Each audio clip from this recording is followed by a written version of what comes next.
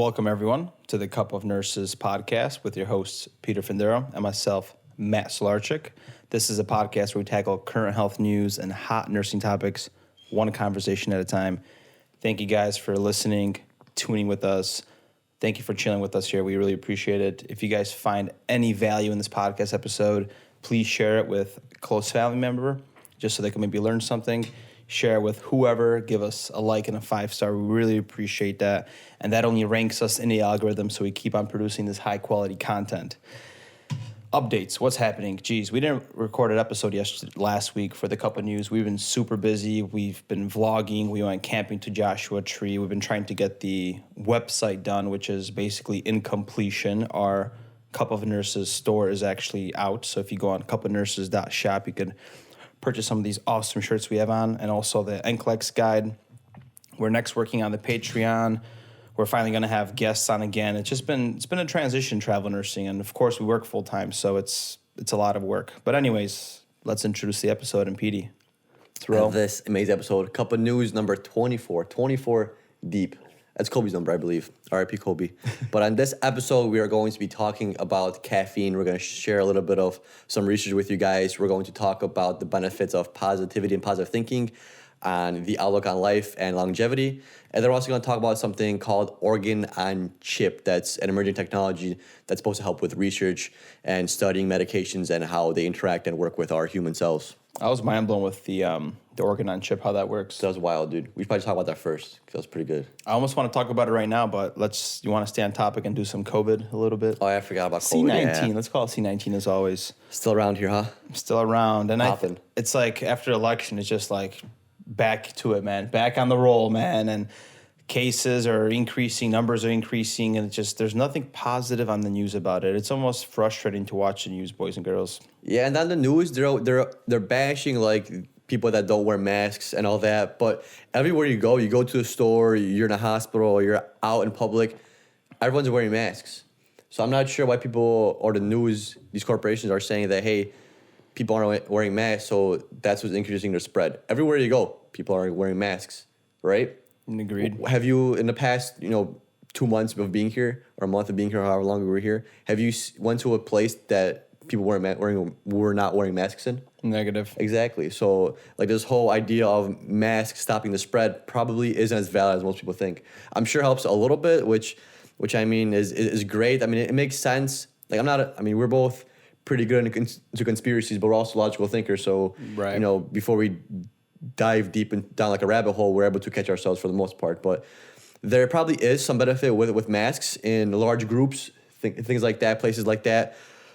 But in like general social distancing areas, like right now, me and you, we probably don't need to wear a mask to be with each other. And we work in hospitals with COVID patients, Yeah, if I were to put this in a sentence of what's happening, one, it's very political. And what's happening is there has to be some influence from these pharmaceutical industries, right? And they're just pushing this vaccine. This is the only way to solve the pandemic and what's that company? BioNTech, the German one, which teamed up with Pfizer or whatever. Pfizer, yeah. Yeah, the one that opened up or has a 90% effective so far rate. They're just, that scientist that created it is saying this is the key to stopping the pandemic. And of course, because there's money, which is the motive. Just like anything that we've seen in the past, the whole cigarette things back in the day. We talked about it. I forgot what podcast episode, but at first, cigarettes were promoted on TV. Doctors used to smoke them. This just happened like 50 years ago. So what's happening now, we're just kind of being manipulated in a way and thinking that the vaccine is the be-all, end-all for this. Just because they have a nice 3-letter abbreviation or 2-letter abbreviation behind their name doesn't mean that everything that comes out of their mouth or every research that they do is going to be, the truth. Like I said, cigarettes is a perfect example. Cigarettes are still around. And look at that. Patients were smoking with their doctors. This was a casual thing. Oh, no big deal. People actually recommended this. Same with like Coke. There used to be cocaine in Coca-Cola, and people used to use Coca-Cola as medicine. Like, that was supposed to be healthy back then. It's supposed to be beneficial. But look how things progress, and we realized that, hey, that was not the best idea. So that's why this like polarized opinions, where it's like one side or the other, it's complete like bullshit.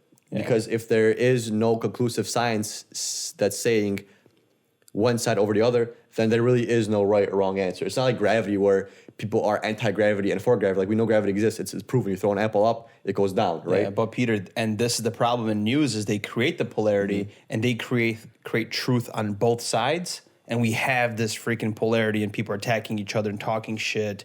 This guy, that guy, left, right. And it's messed up. They have to. And what happens is our Facebook algorithms feed us information that we like more. So they're going to keep feeding you your truth and creating your reality. And then you have these fucking, sorry for swearing, polar opposites. Yeah. And that's what we're seeing. Even in the nurses station, we're talking about stuff and they're bashing, Trump, or they're talking about politics. I'm just like, whoa, man, people are polarized. Yeah, two things I want to touch upon real quick. Like, if you guys are already curious on how social media works and everything, most people think that when you scroll up or when you're on Facebook or Instagram and you scroll it down to refresh your page, it doesn't actually give you the newest stuff first, right? It gives you the most relevant stuff for you. So whatever the bot picks up, it's gonna feed you whatever you're gonna want to see because they want to keep you on the platform. It's not the newest stuff. You would think it would be the newest stuff, but it's not. Like, for example, me and Matt did this little experiment. I gave him my phone. He gave me his phone. We have similar friends. We have similar likes. But when we pulled down the social media tab, Instagram, or we did Facebook for this example, we had completely different news feeds. Yep. Right. But we have very similar interests. We have very similar friends. But yet, what I saw up top, what you saw is completely different. Right. Same with the ads. Yes, it is. Another thing I want to touch upon that's really interesting to look at is we're at a time where there's probably the most peace in the world and in the United States in general. So if you want people to be happy, if you want someone to have a response, or you want to elicit someone's response, you don't want to have full unity. You want to have unity on like one side. Like, let's say the Cold War. The United States felt unified with each other against Russia. It was us against, the Soviet Union back then. And then what happened was things started slowing down. So they started introducing like propaganda where it's like report your neighbor if they're suspicious. So that was like a different divide. In the World War I, World War II, the United States was unified. Every country was unified because they were fighting something. It wasn't opposite view. It was the United States view versus the German view. It was the Ally view versus the Axis view. And right now in this time, there is not really that much wars going on. We have the war in the Middle East. It's still going on, but it's not as talked about anymore as compared to like when Bush was still in the administration, right? Back then, 9/11 happened. It was us against the Middle East. Us versus weapons of mass destruction, which obviously was a false claim. Now there's nothing really going on for news to report or us to kind of go against. So what's happening? We're having this war here, not Joe Rogan, but like Alex Jones used to say, it's a war for your mind. So, with the military industrial complex, like you mentioned multiple times, they got to make money, and news has got to make money. We got to have people on social media, we have people interested, so we have to polarize everything. Yes. Because it has to be teams. Because as humans, we want to belong on some kind of a side, right? Yes, we want to have a side. We'll want ally side, Axis side. There's always a good side and a bad side, and that's exactly what's going on here, but directly on our grounds. Yeah, you hit the nail on the hammer, bro, or on the head, I should say. And me and Peter love to talk about this. So what we're working on is the whole Patreon, right? Just to kind of like pitch in here a little bit, which is going to be done. And we're going to dive into topics like this. We're going to dive into bloopers, vlog clips, just a whole bunch of things, including like our ride-alongs coming back home from work. And we're just going to chat about what happened, how our shift was, and the nitty-gritty that maybe we can't talk about so much on the podcast. Yeah, there's a lot of shit that goes down in the hospital that we don't, this mic cannot hear it for now. It could hear it, but it's like a liability on our end. Yes. So we prefer to do like a Patreon style that, we could track who's listening because they're paying for the subscription. Yeah, we have more control, and obviously we can make you sign agreements that, hey, whatever we say here is not supposed to be disclosed, things like that, compared to where this is just like open mic, you can watch it anywhere. Yeah, and if you're listening, that's going to be our next podcast episode. We're going to talk about professionalism and how, your social life can affect work and how to remain professional. So that's our dilemma too, where we want to say so much and sometimes we can't. So we're going to, counter that and create a Patreon for that. Anyway, so quick little wrap up of COVID. What's happening is in the United States, we have 11.3 million cases with 251,000 deaths. And this is not reported, but and it's never talked about. There's recovered patients, and there's patients that don't go to the ER and are fine and almost barely have any symptoms. 6.9 million people recovered, and that's more than half. And in the news, it's all about cases, and death. So be wary that there's people recovering and they're living happily ever after, just like my grandparents. And without a vaccine, my grandpa's fine, and he didn't take any kind of medication. All he did was take Tylenol. And now now that person has antibodies, and it spreads to the fam. Herd immunity, ladies and gentlemen. When it comes to states, Texas is number one with the first state of being over 1 million cases, 1,093,000. And if you're travel nursing, check out Texas because the rates are amazing right now. People are making money. People are making like $5K a week there. California, number 2, passed 1 million as well, got 1,033,000. Florida, number 3 with 885,000. New York and Illinois, 4th and 5th. Oh, good old Illinois, dude. Yeah, don't miss it, man. For like Illinois being in the Midwest, there's no beach there. There's no like anything crazy to do. There's nice city life, but like living in Illinois, maybe it's because we've been in Illinois for so long. I feel like other states are more attractive to live in than Illinois. They are. In general, I think Illinois is not like that. If you like the city life and all that, good for you, and you could enjoy your food and bars and all that. But like, I just love the nature, man, and you cannot go on a hike in mountains within 2 hours or go snowboarding whenever you want to during the season. Yeah. Or I'm sorry, because you can go there are seasons that it's close. But yeah, it's just that accessibility to nature here is amazing. Like California's awesome. You could literally, if you wanted to, you go scuba diving, surfing, and snowboarding in the same damn day, and go camping at night. Yeah, that'd be some shit to do all for. That'd be mission. Vlog coming soon. I don't think we could pull all that off. But anyway, so the first topic of business here is the positive effects are associated with memory decline. So this is a longitudinal study that was concluded over the past 9 years, and it was from 1995 to 1996, 2004 to 2006, and 2013 to 2014. So they basically analyzed 991 middle-aged adults, and they basically conducted surveys. That's how longitudinal studies are usually done, and they usually assess them every 30 days, and they kind of asked about their emotions, their experiences, a range of questions that were reported. And the final 2 assessments, they were able to ask a memory function tests, which were kind of recalling words immediately after the presentation and then 15 minutes afterwards. Results are interesting. They were able to control age, gender, education, depression, negative effects, and extroversion a lot better if they had positive effects, which in return helped with preventing cognitive decline in adults. And what extravation is, which is interesting, is the state of obtaining gratitude from outside oneself. And that's like where like Maslow's hierarchy kind of comes into that. Like once you have these basic needs as a functioning human, you're able to look past yourself and you're able to be a positive impact in society, whether that's, your job, whether that's a hobby that you do. Like we podcast, right? We have gratification from podcasting and having people listen to this information, and in return to those things and controlled effects, positive effects help with memory and improving decline to preventing like neurodegenerative diseases in the future. And if you're more positive, like you're more inclined to do things. Like your brain's treat it as a muscle. That's why like these brain games are shown to work, because you keep testing your brain, you keep working on these things, and your brain keeps adapting and getting better, more efficient.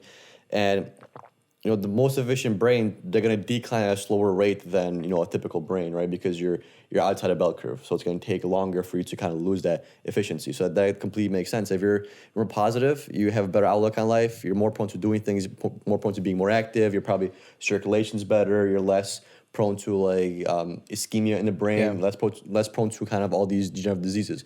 Of course, is also that genetic impact that comes with everything, and there's some people just draw a bad card out of the deck, and that happens. But for the most part, if you're positive, like I completely agree with that, because think of all those depressed people with depression that are kind of sad and angry all the time, they don't really control their emotions.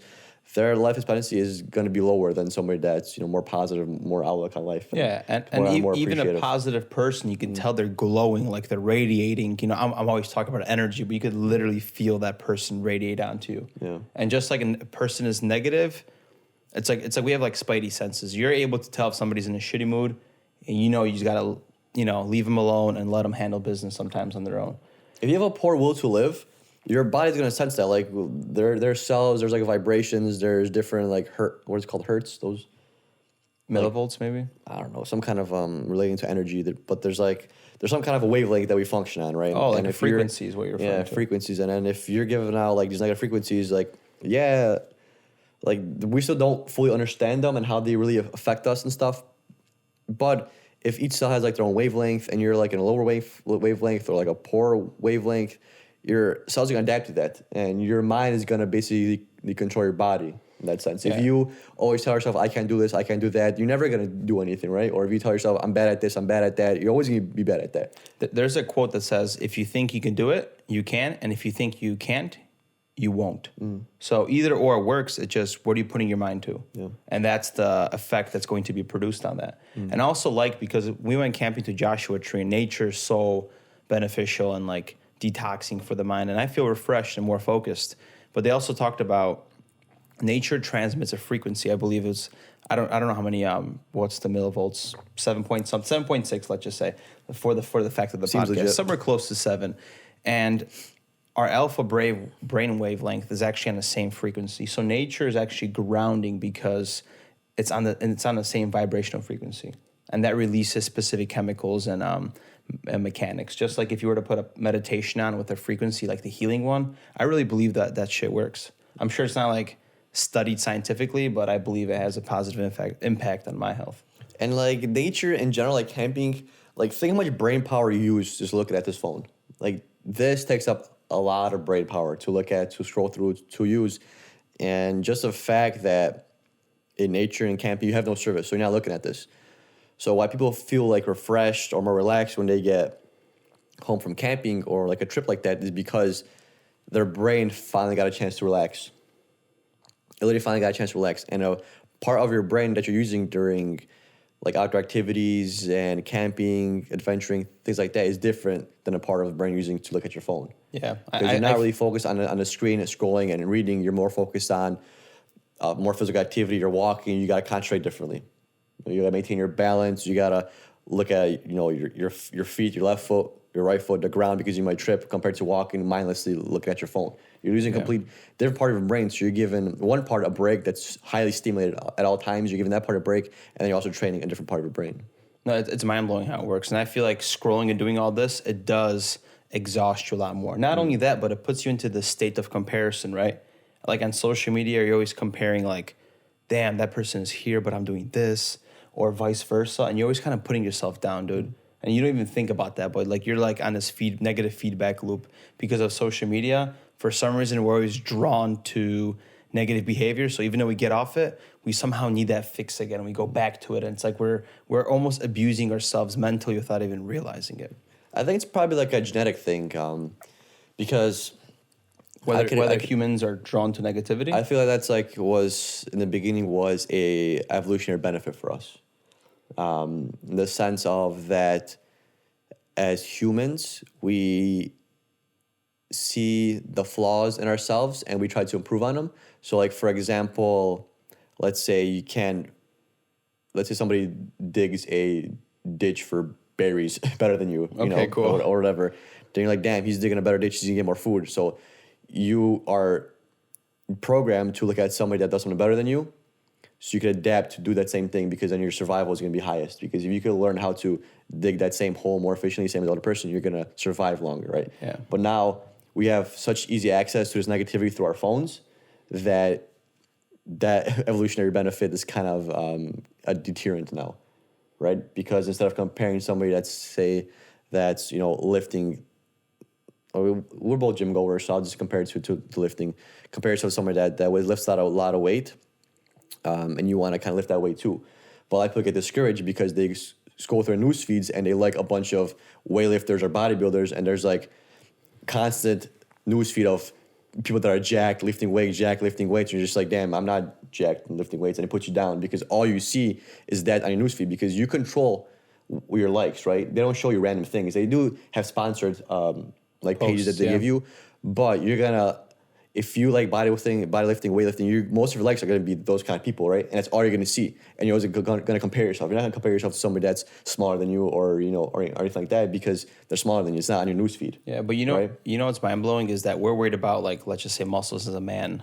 Like, imagine a women's psyche and how much it's affected when there's always photos of women looking pretty, photos, filters. You got, I don't know, cranking up saturations and photo editing. Like, imagine their psyche. Imagine what they have to fight for. The fight for beauty, because that's very important for them, Yeah. Like, imagine how much that, F's with them. Oh, for sure. A lot more than us, dude. Like, yeah. I mean, I don't really care too much on how, like, guys look, but, like, yeah, because we're different. Because, yeah, for us, like, our looks, we care about the way we look. We want to look presentable. We want to look good. But women take it to a whole different level, Like, we don't even wear makeup. We don't, overly do our hair. We just throw on some nice clothes, look in the mirror. I look fresh. All right, let's go. Like, well, I got long hair, bro, so I got to, comb it and stuff. Well, yeah, I got to comb my hair too sometimes. but our routine is nothing close to like a woman's routine. Hell yeah. And sometimes they got to take it in the car and be doing eyelash and whatever they do. I can't even describe words of what makeup goes in. Mm-hmm. And imagine a girl's feed. It's all pretty girls and doing things. It messes with them, especially because I feel like a lot of, maybe I could be wrong, maybe someone could correct me, but I feel like a lot of girls and women look at other women and they acknowledge the features that they have that they themselves cannot change. As compared to men, we look at features that we can change. Yes. Right? Like a girl would look at a girl's face, be like, oh, I wish I had like cheeks like you or nose like you. That's why they get plastic surgery. They want to have better lips because people have better lips. Like as a dude, I don't really care that like a guy has like a cool jawline or whatever. I don't know what's the exact term of it is. Like, the jawline. Defined jawline. Defined jawline. Like that. Like, I don't look at that when I look at a dude. But like if someone's like looking swollen, it's like, damn, dude, maybe like what are you using for like your chest? Are you hitting it like this way? You're doing decline, incline? Like, what are you doing? Like, see, because I want to learn how to. I focus on things that I could change, that I know I could change. Like muscle growth, you could build muscle, but I can't change my face. You know, you're positively taking that comparison and doing something about it, correct? Yeah. So that's a positive reaction to that. But the things I focus on is the things that I could change. Like, why should I worry about like my ears stick out? Like they stick out like what I'm fucking supposed to do, like not have them stick out. Like, I don't really focus too much on that. It's self-acceptance on other things, Yeah, self-acceptance. And a lot of people didn't do that, so instead we change and compensate because the ego is feeding off that. And that's the problem with the ego is once you get that done, there's gonna be something else missing. There's gonna be something else. And that's just the society that we live in, and we're programmed to take on consumerism. I feel like we got off topic here. The last thing I wanted to touch about with this whole positivity impact is that it's interesting that older adults are actually more emotionally gratifying.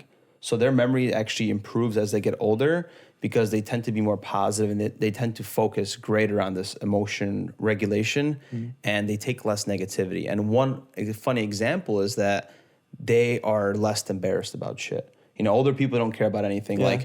Like my grandpa is just gonna like fart anywhere in public, do it anywhere I went with him. Like, dude does not give a shit about it. It's, you know what I mean? So they tend to care less in the whole comparison thing, and that helps with the memory, preserving the memory. Yeah, but look at your patients, dude.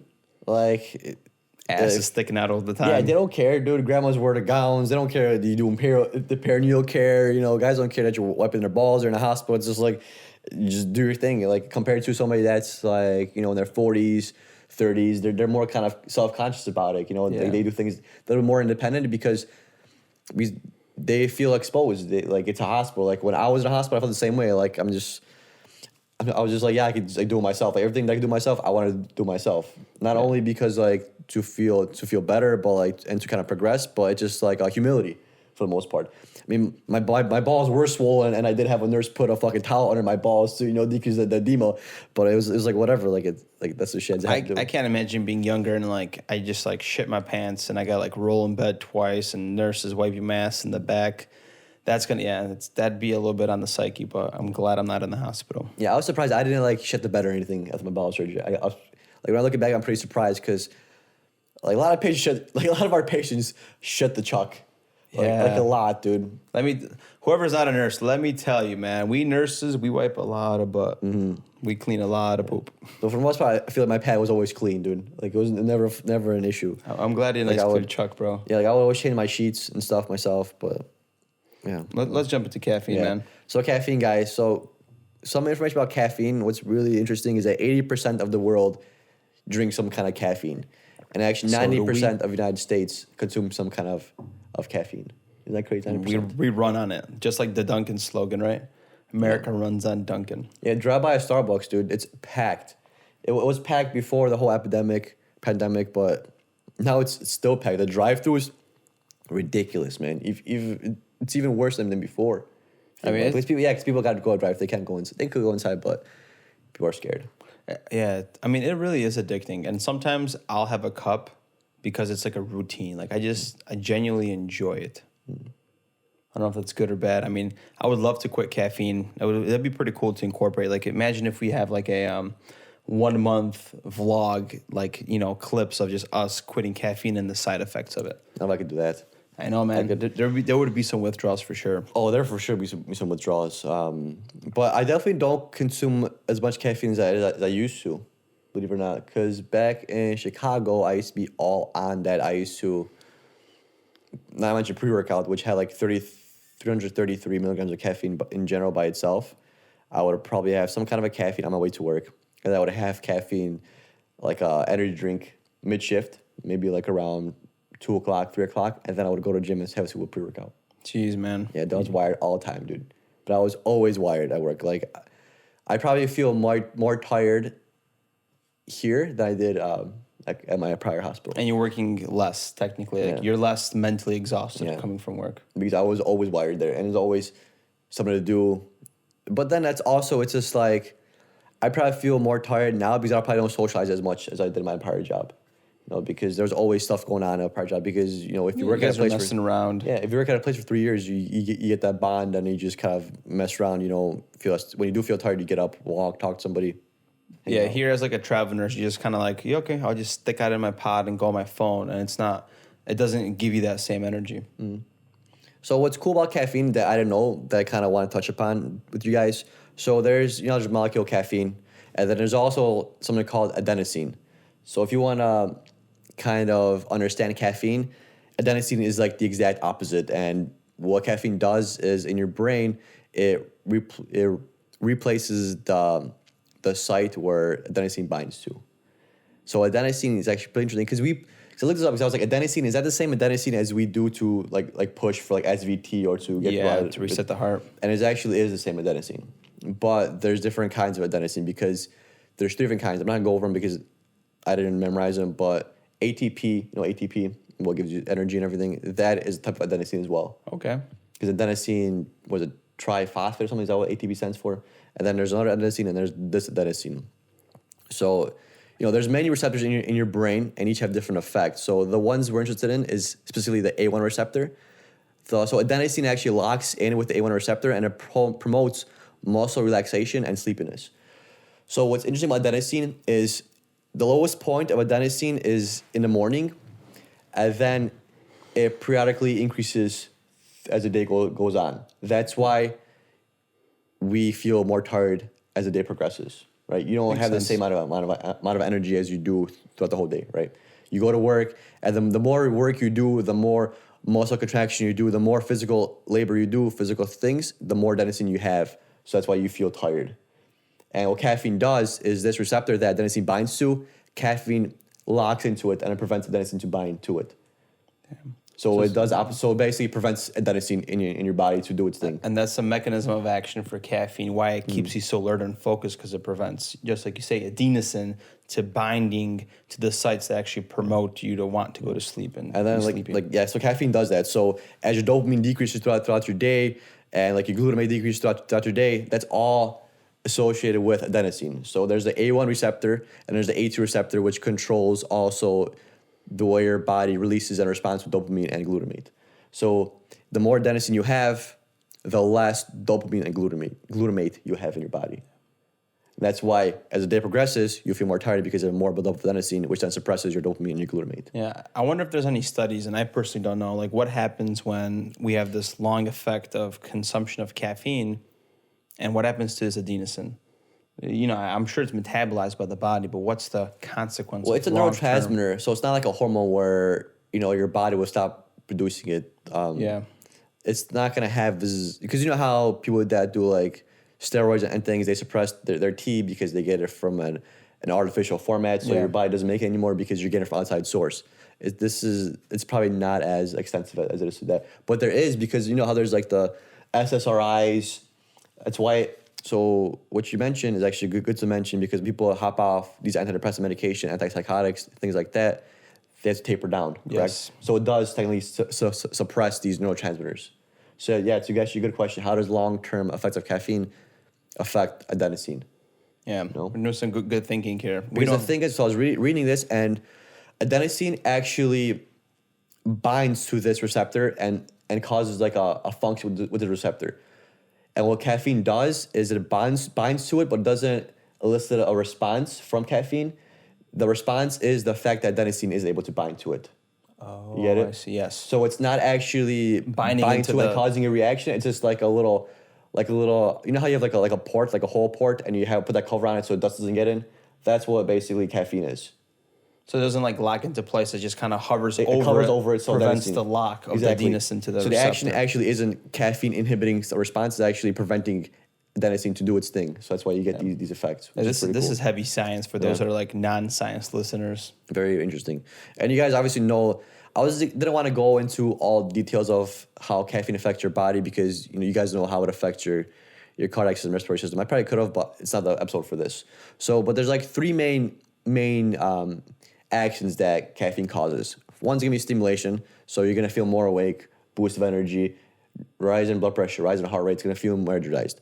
A second one is it's diuretic, so it's gonna make you pee. You're gonna lose sodium, you're gonna lose water. That's why a lot of people get dehydrated off like coffee. If you drink a lot of coffee, you're gonna notice that your urine is a little bit more concentrated because you're peeing more. Not only that, but if you have a binger, going out and drinking, you want to take some freaking Red Bull, you freaking mixing alcohol, damn man, like that's why you're hungover. You're probably more hungover from the dehydration, which just creeps up on you all damn day, instead of the actual effects of alcohol. Exactly.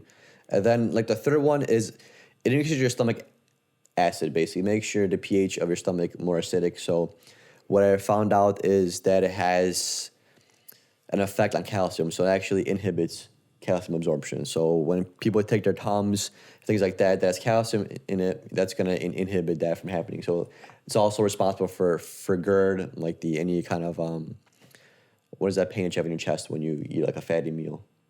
Not GERD, but the other. Acid reflux. Yeah, which is GERD Basically, essentially. yeah. Well, yeah, GERD is kind of later stages, but yeah, acid reflux, heartburn can all stem from caffeine, because it increases the acid in your stomach, and it's kind of burning your lining, especially if you're more prone to it hitting that sphincter. That's kind of what happens. Yeah, sometimes I wonder if on myself, like my eye twitches sometimes when I'm like tired.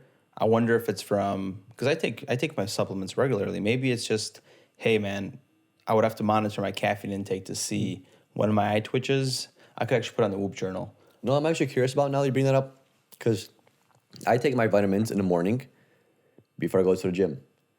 And in the gym, I take a scoop of pre-workout, which has caffeine. Damn. So I wonder if that's like deteriorating the effects of the vitamins I'm taking. You're going to have osteoporosis at the age of like 30, bro. I'm going to need that medication that we talked about for rheumatoid arthritis. Yeah, Humira. Humira, dude.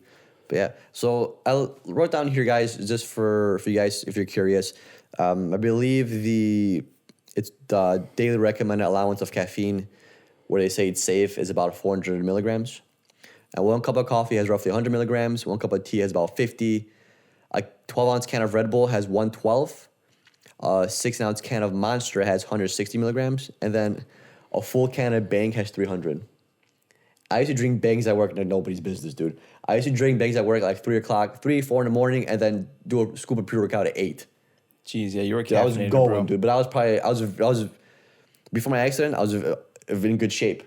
And why? Because I was consuming high amounts of caffeine. My heart rate kept pumping. I'm burning calories on this caffeine because, I'm in a fight or flight state. So I'm burning. And it had a thermogenic effect. Basically. And then, I'm working out every day, basically, after work. And then, like, after my accident, like, I obviously had to stop that for a little bit. But then when I picked it back up, like, I started getting back in shape again. And it's legit. I don't know how healthy that was for me from, like, a cardiac and longevity standpoint. Probably not the best. But from, like, a muscular and endurance standpoint, I was I was down as fuck. Yeah, and maybe just looking at it now, you're kind of like, damn, I got to get more in shape. I got to lift more, and you're just beating yourself up because you're not having the same amount of caffeine. Yeah. Maybe that'd be interesting. Cool. So some interesting studies that I found, guys, and these links are going to be in our show notes if you guys want to check them out. One study actually investigated the within-person relationship between caffeine intake and sleep duration at home.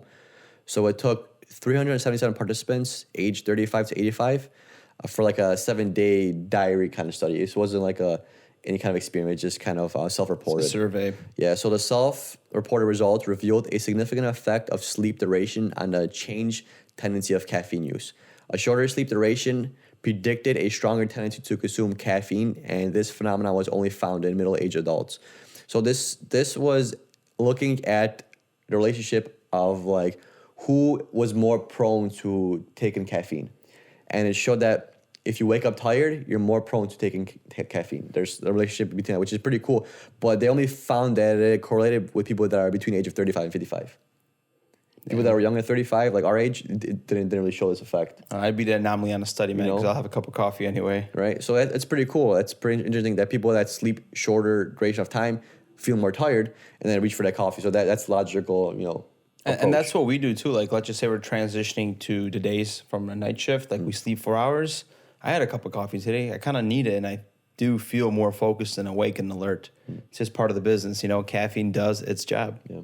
Another study I found, guys. So this study actually measured the effects of caffeine on cognitive performance, mood, thirst in adults with low and moderate to high habitual caffeine intake.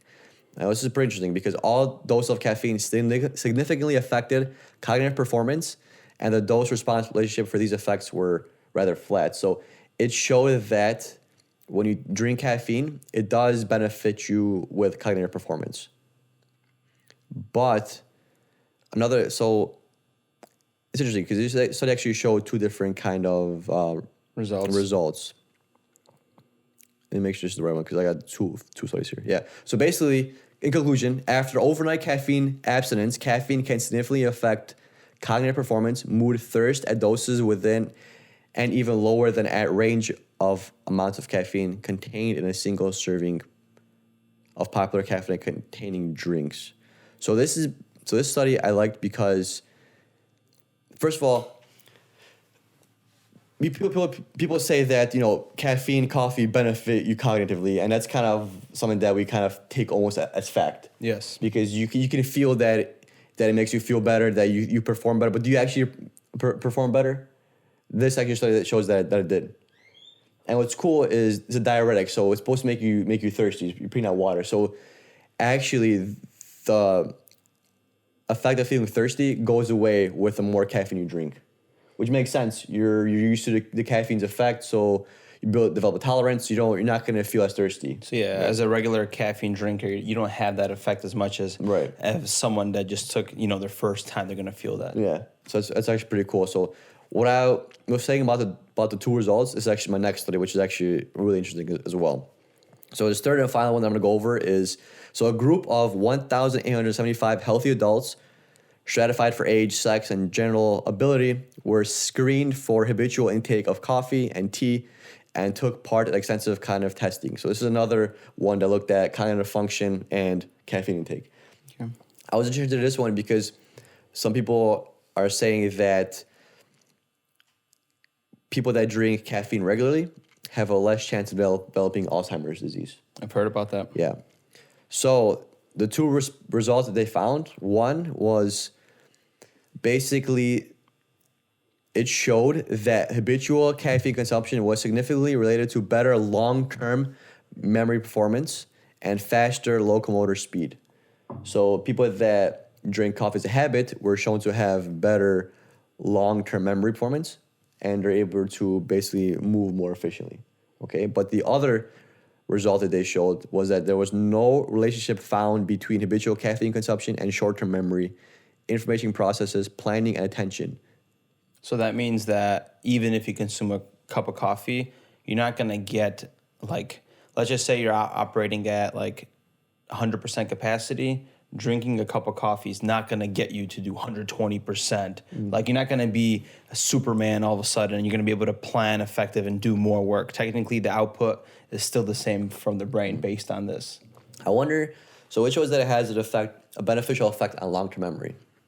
And caffeine is basically battling with adenosine. So that kind of makes sense on a longevity standpoint, because if you're feeling, let's say, you have less adenosine, more caffeine, so we could say that you're feeling more upper than down, which makes sense, right? So, and then we also saw that positivity increases longevity and long-term health, correct? So this actually makes sense on that standpoint too, because if caffeine makes you feel more positive, gives you a boost of energy, dopamine, promotes energy release and all that, and you feel better, and you block adenosine, that tiredness, that weak feeling, that sleepy feeling, then that would promote long-term benefits, right? I'm also going to argue something that we didn't read about here is how, caffeine has a half-life, and usually if you consume caffeine too close to bed, it messes with specific REM cycles. So I wonder what are the effects of caffeine REM longevity-wise. We don't have that information today, but that'd be pretty cool to go over. Right, like, because there's going to be like a sacrifice. So, like, let's say... It's like a balance beam, bro, right? Just like everything. So they're going to tell you, just like any pharmaceutical company, just like any research study, they're going to tell you, it's in this case caffeine. So caffeine shows a benefit in long-term memory and prevents Alzheimer's. But what is the subject matter? What is the full story? Are they consuming caffeine once a day at 8 o'clock in the morning and they get past the half-life? Because what if people say, yeah, I drink a cup of coffee a day and I'm supposed to because it can prevent Alzheimer's, but they're drinking it at, let's say, 7 p.m. and it's a 5-hour half-life, and now they're losing REM sleep. And now poor REM sleep, poor sleeping patterns, just poor sleep in general leads to kind of decline, right? Yes. So are you, like, there's gonna be ways for you to reap the benefits of caffeine, but you have to also check all the other bases. You can't just say, oh, I drink a cup of coffee a day, I'm drinking at 7 o'clock, 8 o'clock, I'm gonna be fine because research shows that it prevents Alzheimer's. Yeah, it's going to prevent Alzheimer's, but then you're gonna be more prone to Alzheimer's because you're not getting a full REM cycle of sleep, you're not sleeping properly.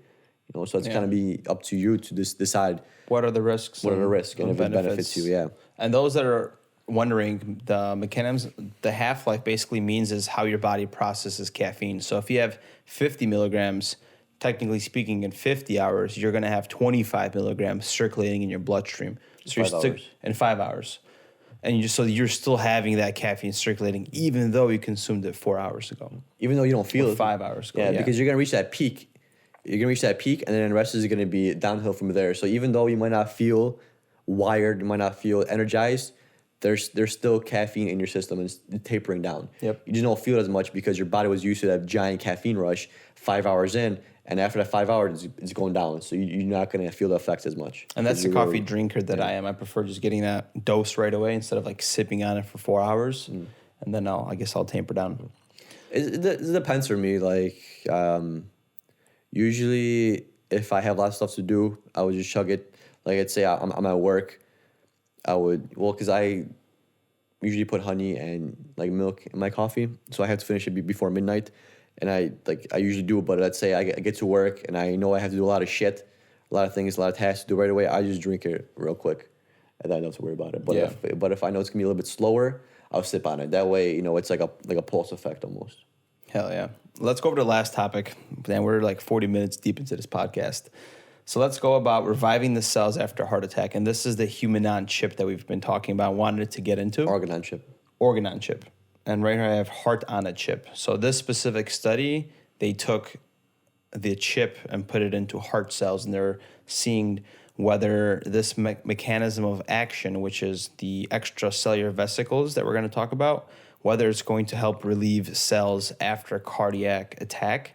And during a heart attack, you get deprived from oxygen, and what happens is you have to reperfuse. So the study was trying to see whether this chip will actually help prevent like ischemia and will help cells live longer and help the heart contractility, because those that are not nurses, after a heart attack, we really worry about preserving the left ventricle, correct? And usually sometimes they have normally you want to have 65% plus, right, ejection fraction. Sometimes it dips down after a heart attack. Then sometimes after the reperfusion, the ejection fraction will go up. So it just depends. This wanted to help preserve that in general prior to, cath lab and all that.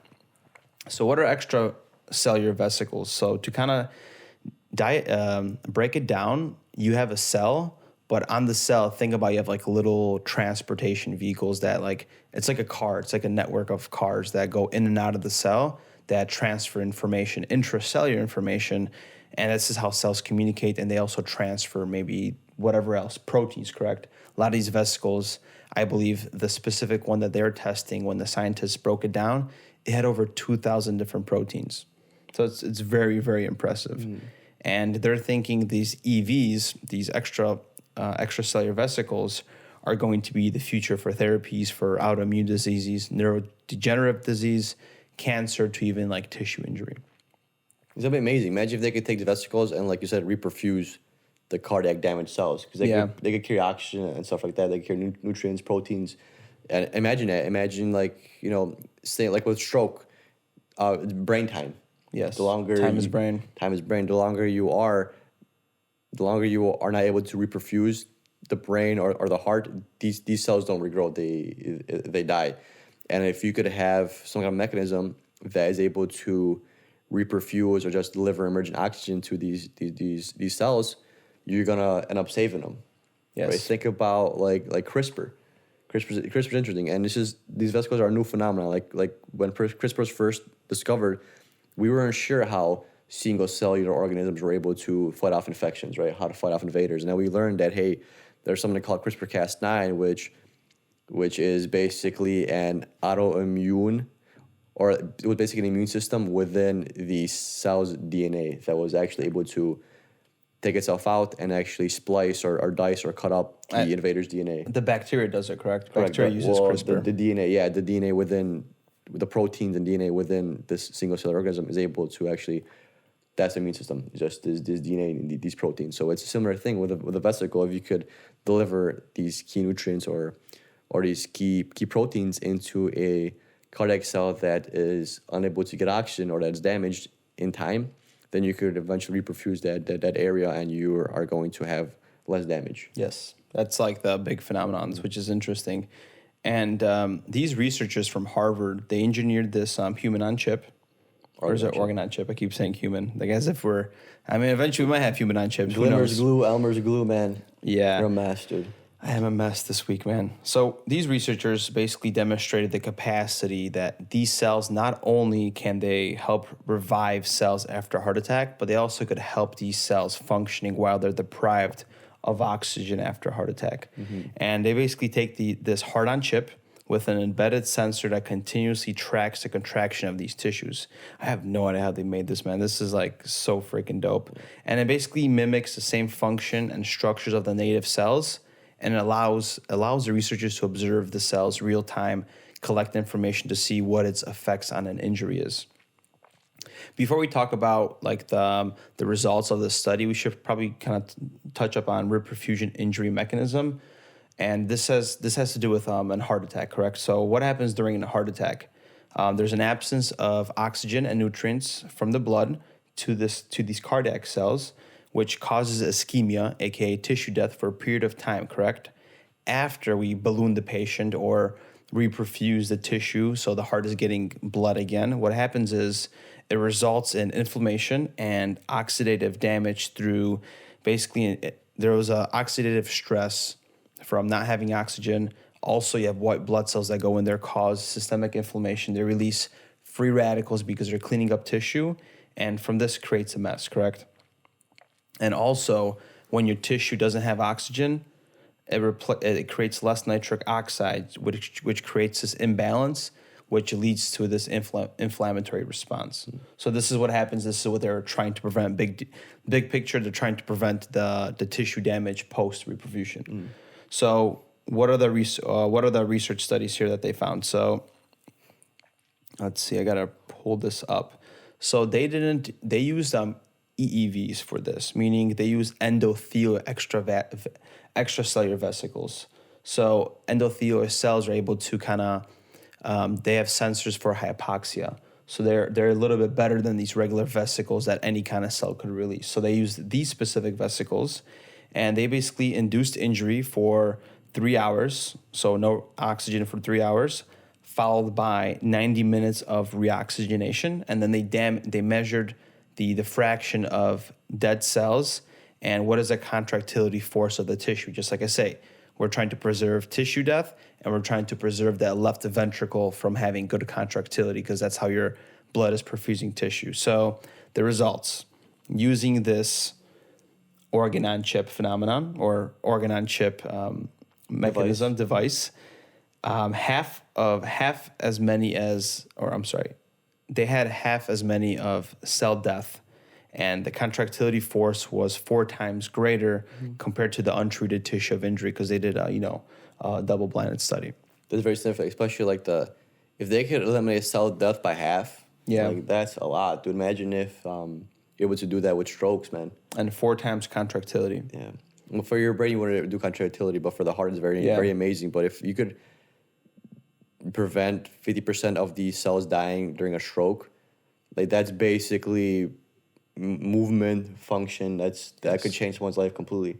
But if you guys aren't sure what we're talking about with this organ on chip, it's not an implanted chip that we put in the heart. No. So this is a organ on chip is something people use for research. So the way we do research on pharmaceuticals nowadays is either we put in a petri dish or we test it on animals, and then it goes to human trials. This is literally a chip that recreates how the lung functions. Multiple cells, how your lung, it's called organ on chip because it's literally organ on the chip. So there's a chip that functions the exact same way. In this case, we'll do lung because it's probably a little bit easier to explain your lungs. So they have a chip, and it literally has human lung cells on it, and they form an environment for it to function as the cells are supposed to. So their oxygen is given to these cells. They're stretched. Same with when you breathe in, you breathe out, your lungs stretch, right? They make these cells stretch. They provide nutrients via blood. Because when you put lung cells on a petri dish, they're not in a happy environment. They don't want to be there because they're not functioning like they're supposed to, right? Because when they're laying on a petri dish, they're just there. They're not stretching. They're not getting proper nutrients because they're not functioning the way they're supposed to. Yes. But in this chip, they legit are. These lung cells are expanding, deflating, expanding, deflating, getting blood fed to them. There's a capillary membrane as well. It's a very, very complex chip. And they use this chip not for implantation. They use this chip for research. So if they could push in different antibiotics from one end and then introduce a bacteria from the other, and they could legit see how this bacteria and how this antibiotic is going to work if they put it in your body, because they're literally recreating the lungs, all their spaces and everything. They could feed it white blood cells. They could feed it whatever they want. So in this case, the vesicles were used. So they literally put these vesicles in this chip. They programmed the chip to have some kind of a cellular damage, and they saw what these vesicles do as they would do in the actual situation if it was actually in your heart. Yeah. That's the beauty of this. These chips are actually functioning as your heart, and they're actually being damaged the same way your heart would be damaged. This isn't an animal's heart. It's not in a petri dish. This is actually the home environment of these cells. That's why this is a giant breakthrough for pharmaceuticals, for testing. And I'm sure they're probably doing something like this with the vaccines right now too. Oh, hell yeah. And you could have hundreds of thousands of these chips, and they literally legit function the exact same way as your lungs or your heart would, and they're in the exact same environment. Yeah, because these cells are literally getting pushed down and contract. They're literally doing everything that they would be doing in your body. Yeah, and that's what's amazing about it. They're able to test that because in this situation, we always think that the cells are the smallest, and we go into vesicles. So now, we're not understanding how these vesicles act. What's the mechanism? Damn. See, when we podcast long, I'm starting to lose my speech. It's interesting, focus. But anyways, there's a mechanism of action, correct? Somehow these vesicles are delivering nutrients. We don't know how. So yeah, just like PD said, we're testing it in this little robot form. And the question is what is the future of these exosomal cell therapies? It's not even robot form. It's your actual cells. Cell in this freaking chip. So eventually, imagine if we have little nano robots that they test the mechanism of action. They know what's going to happen. Like imagine in the future, like you have a heart attack and they inject you with like 10,000 nanocells to go directly to the heart and reperfuse, help maintain those heart cells. Like that's going to be mind blowing. Right now, it's outside of the body. Who knows, man? A couple of years down the line, it's just going to be like the way therapies are done. Yeah, and like what's cool is that's gonna be something for like acute therapy, because for acute therapy we need something now, right away, not really chronic. Cancer is more chronic, but with these acute therapies, is we could kind of be more experimental with these, which is good and bad, because if it's acute, that means we need a fix right now. Like you said, brain time is brain. We need something that's gonna fix it now, and we need the best measures. So if the current measures we have aren't working the best, and we're starting to see that other measures can possibly be of value or of benefit, we're more inclined to do them in acute care. Yes. Compared to, like, let's say someone that has a chronic issue like rheumatoid arthritis or cancer, where they're still have a longer quality of life, because certain cancers you can still be alive for years at a time, compared to if you have a stroke, you might not make it through the night. So we're more inclined to push kind of experimental things on acute, and then once we figure out how to do it acutely, well, guess what? Now we could transition that to chronically. So the first step of these nanobots is going to be, how do we repair a damaged heart? How do we reperfuse a brain that is missing oxygen? And then it's going to be, how do we program these nanochips to target this cancer? Yes, and that's going to be amazing, because like chemo right now, right? It's destroying everything, good and bad, and people are losing hair because those cells are similar to cancer cells. And hopefully in the future, just like you say, we'll just target the cancer itself. You pee out these nanobots, you're good to go. It's literally from like a movie that we've seen before. Like there's a good movie with Matt Damon. I think it's called, so it's the letter E. I can't get it, but it's so good, man. And it's this like future that like does these kind of like therapies. Like you just go into a pod, scan your body, does like some shit with UV radiation, and your cancer is cured. Yeah, if you guys don't know, like with cancer, chemo is widespread. So it's injected into your body, so it's gonna go everywhere in your body. And we don't have a lot of cancer-specific chemos. A lot of our chemo that we have, I'm not a cancer nurse or anything like that, but I do know a little bit. I did some research like a while back about it. Most of our chemo is, think of it as like an antibiotic, like vancomycin, which is broad spectrum. A lot of our chemo is broad spectrum, and the way chemo works is it attacks quick reproducing cells. So what are you going to see get destroyed first? The cells that reproduce the quickest. So it's always going to be hair, your skin, things like that, because your skin is constantly getting reproduced. Your hair is constantly getting reproduced. So that's why a lot of people with chemo, they go bald, dry skin, damaged skin. They start to get more prone to injuries, things like that, because those are your fast reproducing cells. That makes sense. That's what I wanted to know, and you educated me right now. Hit the nail on the head. There we go. Let's wrap this one up, man. Ladies and gentlemen, we had a phenomenal episode here. We talked about positivity and an improvement of preventing decline and preserving memory. We talked about caffeine, its effects that we didn't know about. And we talked about this human on chip that's able to... Organ on chip. Oh, damn it again. Organ on chip that's able to literally reproduce human cells, and we're using it right now for different drug therapies, including what we talked about, the preservation of a heart cell post-cardiac infarction. Yep. Thank you for tuning in. Check out, if you're a nursing student, check out our NCLEX study guide. It's an amazing study guide. The Couple Nurses shop is officially open. There's a few products on there. Snag a couple, snag them all for the holidays. We're gonna get more. We're slowly building on it. We just gotta get some more stuff on there. We just gotta decide on what we want on there. But what we have there is temporarily for now. Yeah, thank you for tuning in. See you next time. Peace.